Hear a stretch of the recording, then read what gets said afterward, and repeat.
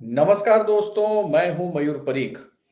6 मई 2025 को supreme court ने आदेश दे दिया कि महाराष्ट्र में स्थानीय निकाय के जो भी चुनाव प्रलंबित हैं, उसे जल्द से जल्द करा दिए जाएं।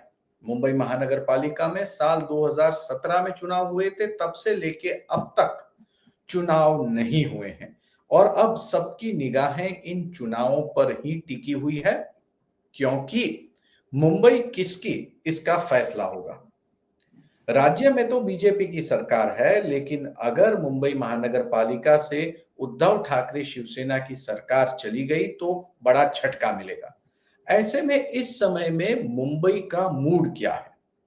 क्या आमची मुंबई अभी भी उद्धव ठाकरे शिवसेना के साथ मौजूद है, या मुंबई शहर ने भी देश की जो आवाज चल रही है इस समय प्रधानमंत्री नरेंद्र मोदी के पक्ष में, उसके साथ अपना भी सुर बदला है और उसने अपनी भी वोटिंग पैटर्न चेंज की है।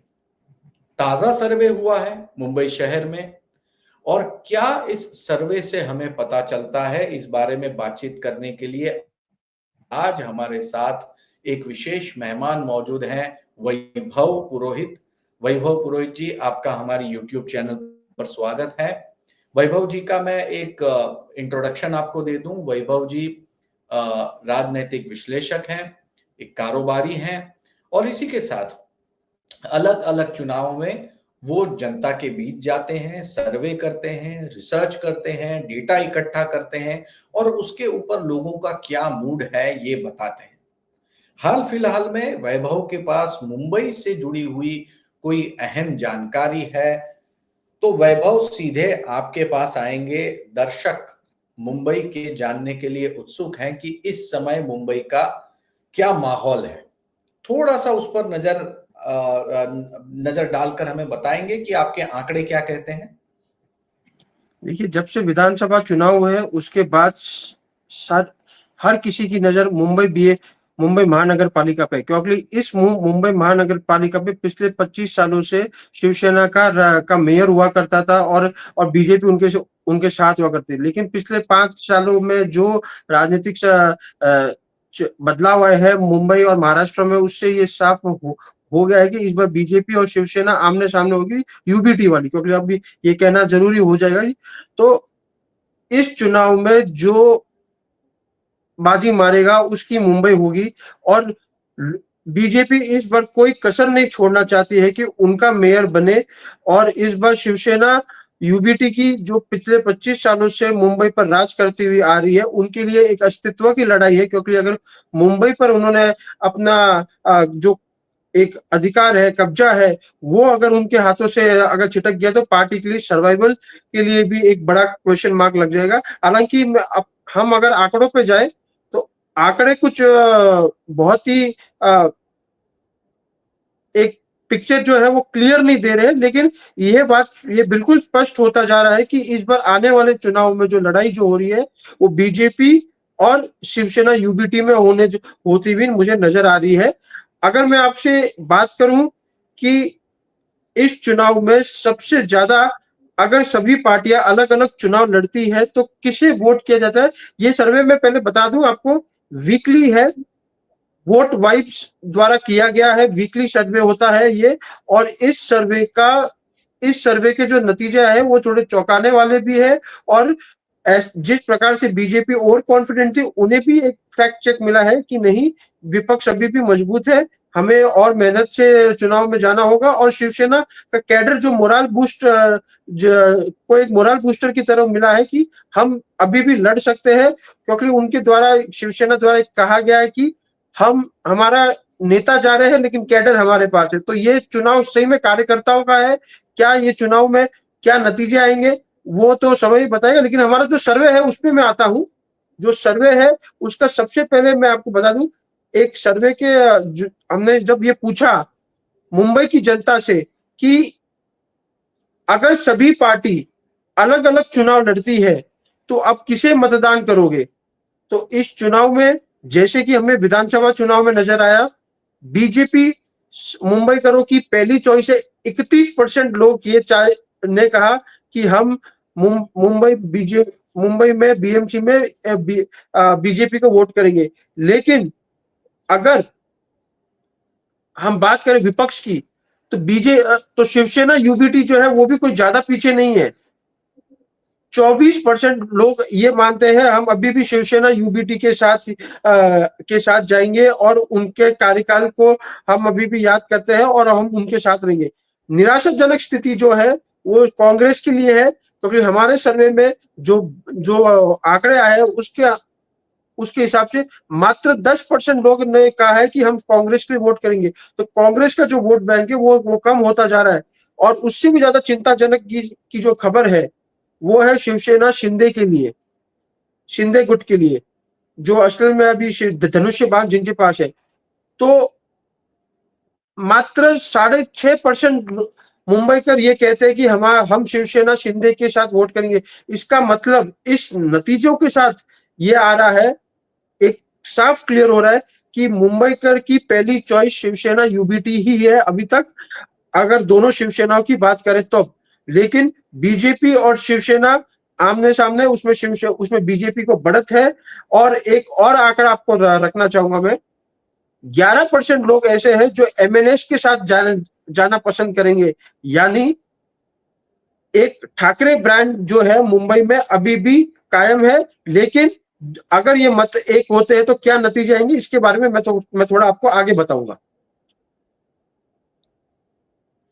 तो कुल मिला के वैभव, सीधी बात है, जैसे कि सेंटर के चुनाव में हुआ, जैसे कि महाराष्ट्र विधानसभा के चुनाव में हुआ, वही पैटर्न हमको बीएमसी में देखने मिल रहा है कि BJP is first choice with 30% votes. लेकिन जीतने के लिए आपको 51% की जरूरत होती है या फिर अपने प्रतिद्वंदी से ज्यादा वोट की जरूरत होती है।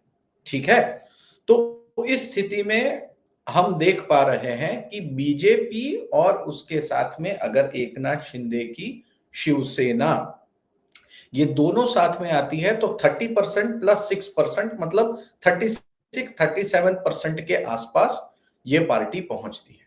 लेकिन अगर 24% उद्धव ठाकरे शिवसेना के वोट गिने जाएं और इसी के साथ में और जोड़ दिए जाए एमएनएस के वोट या फिर 11% ठाकरे बंधुओं के साथ में आने वाले वोट, तो कुल मिला के वो भी 35-36% के आसपास पहुंचते हैं।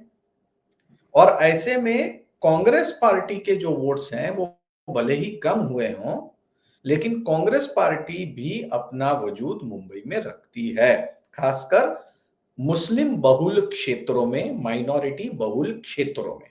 ठीक है, उसे अगर उद्धव और एमएनएस के साथ जोड़ दिए जाएं तो उनका पलड़ा भारी दिख रहा है।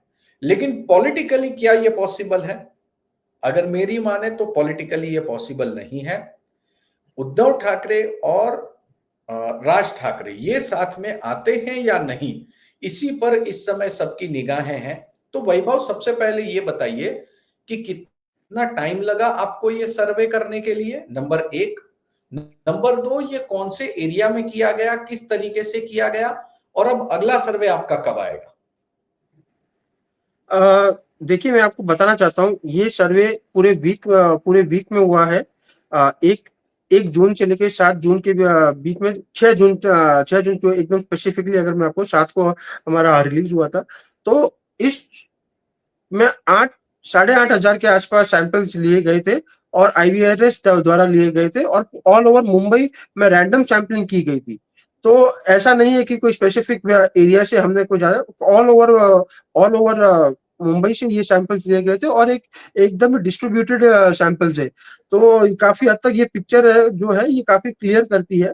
लेकिन समय और राजनीति जैसे जैसे बदलेगी ये आंकड़े भी बदलेंगे, लोगों का रुझान भी बदलेगा। तो ये है। लेकिन एक चीज मैं आपको बताना चाहता हूं कि जोड़ भाग से राजनीति जो होती है वो बहुत मुश्किल होती है। जैसे ठाकरे बंधु अगर एक आते हैं तो क्या वो वोट परसेंटेज उधर बढ़ेंगे या सही में फायदा होगा नहीं होगा, क्योंकि अगर 2 ठाकरे बंधु एक आते तो एक रिवर्स पोलराइजेशन भी होता हुआ मुझे नजर आ रहा है। क्योंकि ये उत्तर भारतीय जो मतदाता है वो अगर उद्धव ठाकरे के साथ अगर कुछ परसेंट भी है तो वो राज ठाकरे के आने के बाद ऐसा माना जाता है कि वो वोट शिफ्ट हो जाएंगे। तो कई सारे परम्यूटेशन कॉम्बिनेशन, जो पेपर पे जो आंकड़े इजी दिखते हैं वो रियलिटी में होते हुए, ये मुझे थोड़ा ये तो चुनाव के नतीजे ही बता पाएंगे। लेकिन हाँ, एक चीज स्पष्ट है, नेक टू नेक है। अगर मौजूदा स्थिति में अगर हम जाए तो नेक टू नेक है। हालांकि इंडिविजुअली अगर हम देखें तो 7% का एक बड़ा गैप है बीजेपी के पास। जो 7% के बड़े गैप में एक तरह से स्वीप हो जाता है पूरा बीएमसी चुनाव। लेकिन ये होता हुआ समय बताएगा कि राजनीति आगे किस प्रकार करवट लेती है। वही तो, इस मामले पर बोलने के लिए बहुत कुछ है, मुद्दे कई सारे हैं। हम तो इस समय आंकड़ों के बारे में आपके साथ बात कर रहे हैं, लेकिन परमिटेशन कॉम्बिनेशन बहुत सारे निकल रहे हैं। जैसे कि नंबर 1, क्या बीजेपी और एकनाथ शिंदे इन दोनों का गठबंधन होगा? अगर होगा तो कौन सी सीटों पर? सवाल नंबर 2, इन दोनों के गठबंधन के सामने क्या इंडी गठबंधन भी अपना गठबंधन बना के चुनाव लड़ता है या नहीं? सवाल नंबर 3, कि क्या एमएनएस और शिवसेना के बीच में गठबंधन होता है? क्योंकि वो ओवरलैपिंग वोट्स हैं और वो ओवरलैपिंग वोट एक दूसरे के साथ में इकट्ठा आने को तैयार है या नहीं? और जैसा कि आपने बताया, अगर ये दोनों इकट्ठा आते हैं तो कौन सा फ्रैक्शन वहां से दूर होगा? विषय क्रमांक 4, कांग्रेस पार्टी इसे कैसे लेती है? क्योंकि अगर एमएनएस शिवसेना के साथ गठबंधन करती है और इंडी ब्लॉक चुनाव लड़ता है, तो उस स्थिति में बिहार के चुनाव पर इसका सीधा असर होगा। क्योंकि एमएनएस ने बिहारियों के खिलाफ पूरे के पूरे महाराष्ट्र में आंदोलन चलाया था और इसके जो प्रतिसाद था, इसका जो हमें रिपरकेशन था, वो बिहार में देखने मिला था। और अगर इंडी गठबंधन का हिस्सा शिवसेना पार्टी है तो उसका खामियाजा कांग्रेस पार्टी को बिहार में उठाना पड़ सकता है। ये भी एक सवाल है। और सबसे बड़ा सवाल यह है कि आखिर मुंबई कर के मन में कौन से मुद्दे हैं? स्थानीय मुद्दे हैं, राज्य स्तरीय मुद्दे हैं, या फिर वो केंद्र सरकार के ऊपर ध्यान रख के वोटिंग की करेंगे? आखिरी बात यह भी है कि मुंबई का चेंजिंग डेमोग्राफिक्स क्या है, कितना बदलता है, कैसे बदलता है? हाँ वैभव, कुछ कह रहे थे आप। मैं आपको और बताना चाहता हूँ, मेरे सर्वे में हमने जब ये सवाल पूछा गया था कि आप अपने लोकल कॉर्पोरेटर से कितने संतुष्ट हैं, तो इसके जो आंकड़े ना, ये बहुत ही एकदम ही डिस्ट्रीब्यूटेड ऐसे लगते हैं। 18% ऐसे लोग हैं जो ये कहते हैं कि कि हम लोग संतुष्ट है। लेकिन जो नॉन संतुष्टों की जो जो परसेंटेज है वो ज्यादा है। यानी 28% ऐसे लोग कहते हैं कि हम हमारे लोकल कॉर्पोरेटर से संतुष्ट नहीं है। और उसको उन्होंने कुछ कारण और भी बताए गए कि हमारे एरिया में डेवलपमेंट नहीं हुआ। लोकल कॉर्पोरेटर पिछले 3 साल से दिख नहीं रहे क्योंकि स्थानीय चुनाव हुए नहीं। तो लोकल कॉर्पोरेटर भी हमारे यहाँ हमारे टच में नहीं है। तो एक लोकल एंटी इनकम्बेंसी भी है जमीन पर कॉर्पोरेटर्स के खिलाफ। तो ऐसा नहीं है कि केवल शिवसेना के खिलाफ है। एक बात और इसमें दिलचस्प है। अधिकतर 91% 90 के आसपास शिवसेना के पास यूनाइटेड शिवसेना जो थी उसके कॉर्पोरेटर्स हुआ करते थे। लेकिन विधानसभा चुनाव के बाद एक एक करके पार्टी से नगर सेवक जो है वो शिवसेना शिंदे के पास में शामिल हो चुके हैं। तो जो लोकल कॉर्पोरेटर के खिलाफ जो एंटी इनकम्बेंसी है वो तो कायम ही रहने वाली है, चाहे आप किसी भी पार्टी में चले जाओ। तो ये समय बताएगा कि क्या होने से होते होगा। लेकिन एक चीज स्पष्ट है कि इन चुनावों में को लेकर कोई भी पार्टी ये नहीं मान सकती कि हम आसानी से ये चुनाव जीत रहे। देखिए, 84 जितने कॉरपोरेटर उद्धव ठाकरे शिवसेना ने जीते थे 2017 में, और मौजूदा समय की बात करूं तो लगभग 50 से अधिक कॉरपोरेटर जो हैं वो अपना पाला बदल चुके हैं, ऐसा एक अंदाजा है। आने वाले एपिसोड्स में हम ये सारे आंकड़े हमारे दर्शकों तक पहुंचाएंगे। दर्शकगण, हम आपको एक बात बता दें, अगर आपने ये वीडियो यहां तक देखा है, हमारे हर वीडियो को अंत तक देखिएगा, क्योंकि यहां से आज से हमारी सीरीज शुरू हो गई है जो कि बीएमसी सेंट्रिक है। हर हफ्ते हम इंटरेस्टिंग आंकड़े, इंटरेस्टिंग मुद्दे और मुंबई की बदलती हुई राजनीतिक करवट और तासीर के बारे में आपको अपडेट किया करेंगे। अब आते हैं अपने मुद्दे पर कि जो वैभव ने इस समय हमें बताया कि मुंबई शहर में कॉरपोरेटर से लोग नाराज हैं, लेकिन बहुत सारे कॉरपोरेटर अपना पाला बदल चुके हैं। तो उद्धव ठाकरे शिवसेना के सामने ये तकलीफ भी है कि आखिर उनके जो बनाए हुए नेता थे वो निकल गए, यानी उद्धव ठाकरे सिर्फ अब अपने वोटरों के भरोसे है और अपनी नई नवेली पार्टी के भरोसे पर है। लोकसभा में उन्हें सफलता मिली, विधानसभा में नहीं मिली और कॉरपोरेशन में सांसें फूली हुई है। वैभव, मैंने सही कहा आपसे? देखिए, अगर मैं विधानसभा चुनावों की बात करूं तो निश्चित तौर पे बीजेपी नंबर 1 पार्टी के रूप में उभरी थी, लेकिन जो नंबर 2 की पार्टी थी वो शिवसेना यूबीटी ही थी। शिवसेना यूबीटी को एक कम से कम 7 से 8 सीटें ऐसी है जहां पर एमएनएस के मतों के वजह से एमएनएस को जितने मत मिले और वो तीसरे नंबर पर थी, उससे तो कम विनिंग मार्जिन था।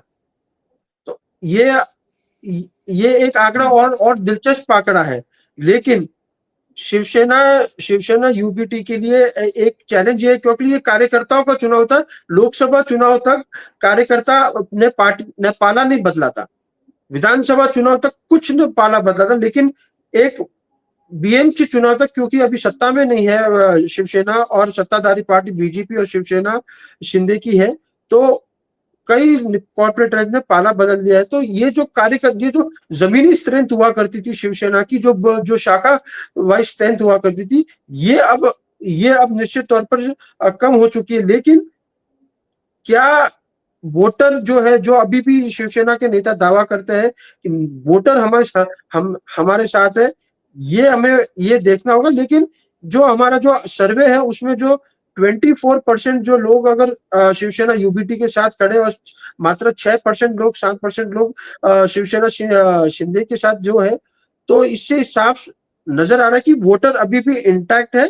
थोड़ा डेंट जरूर लगा है, और अगर नए चेहरे आते हैं तो लोग किस प्रकार से लेते उन्हें स्वीकार करते, क्योंकि विधानसभा चुनाव में हमने देखा कई सीटों पर नए उम्मीदवार थे और नए उम्मीदवार ने दिग्गज दिग्गज उम्मीदवारों को भी के सामने चुनाव जीते हैं।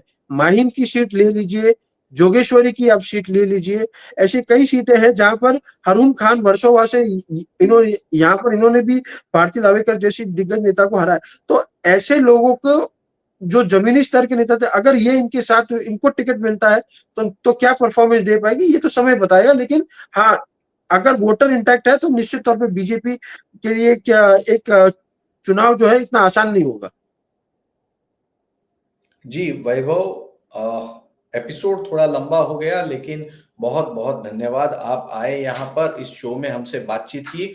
आने वाले दिनों में हम फिर इस तरह के एपिसोड्स बनाते रहेंगे, मुद्दों के ऊपर बात करते रहेंगे। वैभव, बहुत बहुत धन्यवाद इस शो में आने के लिए। तो दोस्तों, मुंबई महानगर पालिका का जो चुनाव है, ये चुनाव बहुत ही कांटे का होने वाला है। इस चुनाव में दिलचस्प कई सारे पहलू देखने हमें मिलेंगे, और ये जो वीडियो की सीरीज हमने आज से शुरू की है, विश्वास रखिए आपको बहुत इंटरेस्टिंग डेटा मिलेगा। अगर आप मुंबई महानगर पालिका, मुंबई के चुनाव के बारे में कुछ नहीं जानते, तो ये पहला वीडियो है हमारा। यहां से अब शुरू करके वार्ड दर वार्ड, रीजन दर रीजन और बूथ दर बूथ, क्योंकि पालिका चुनाव में अभी समय है, और मैं आपको जिस तरह से मुंबई शहर के बारे में बताऊंगा, वहां की खासियत, वहां की डेमोग्राफी, वहां के लोग, हमारी पूरी की पूरी टीम इस समय रिसर्च कर रही है, और डेटा कई सारे इंटरेस्टिंग आपके सामने हम रखने जा रहे हैं, कई सारे इंटरव्यूज होंगे। तो पालिका के अपडेट्स के लिए आप हमारी यूट्यूब चैनल को आज ही सब्सक्राइब करिए। अगर आपको ये वीडियो पसंद आता है तो कमेंट करिए, लाइक करिए, दोस्तों के साथ शेयर करिए। और जैसे कि मैंने कुछ देर पहले आपको बताया था कि अब यहां से इंटरेस्टिंग जानकारियों का एक बड़ा दौर शुरू होने वाला है। आप अगर उस बड़े दौर के साक्षी बनना चाहते हैं तो हमारी यूट्यूब चैनल के साथ जुड़े रहिए। ये एपिसोड अंत तक देखने के लिए बहुत बहुत धन्यवाद।